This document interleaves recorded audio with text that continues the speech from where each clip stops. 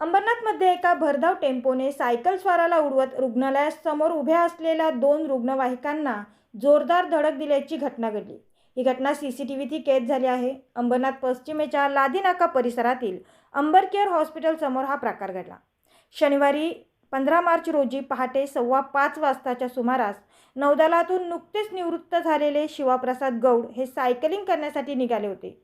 बुवापाडा येथील राहत्या घरातून निघून फॉरेस्ट नाक्याकडे सायकलवर जात असताना अंबर केअर हॉस्पिटल समोर त्यांच्या मागून आलेल्या एका भरधाव टेम्पोने आधी त्यांना जोरदार धडक दिली आणि त्यानंतर हॉस्पिटलच्या समोर उभ्या असलेल्या 2 रुग्णवाहिकांना हा टेम्पो धडकला. हा टेम्पो प्रचंड वेगात असल्यानं सीसीटीव्ही फुटेजमधून समोर आला आहे.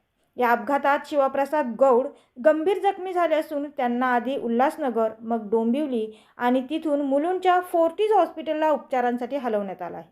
त्यांची प्रकृती चिंताजनक असल्याची माहिती समोर आली आहे. या प्रकरणी अंबरनाथ पश्चिम पोलिसांनी टेम्पो चालकाविरोधात गुन्हा दाखल करत तपासाला सुरुवात केली आहे.